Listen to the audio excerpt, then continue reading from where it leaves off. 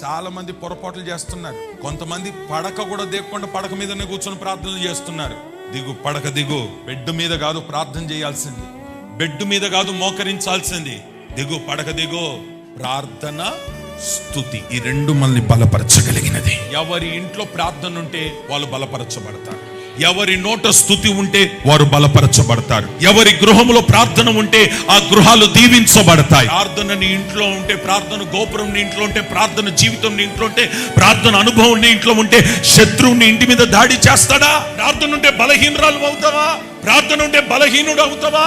అవో, ప్రార్థన ఎక్కడ ఉంటుందో అక్కడ నువ్వు బలవంతుడుగా ఉంటావు. ప్రార్థన ఏ గృహంలో ఉన్నా ఆ గృహము ఓడిపోదు. నీ పిల్లల్ని పొద్దున్న లేసి ముద్దాడొద్దు, మోకరింపచే. నీ పిల్లలు మోకాల మీద ఉంటే దేవుడే నీ పిల్లల విషయంలో జోక్యము చేసుకుంటాడు. ఏ ఇంట్లో ప్రార్థన, ఏ ఇంట్లో స్తుతి ఉంటుందో ఆ రెండు ఉన్న ఇల్లు బలపరచబడుతుంది.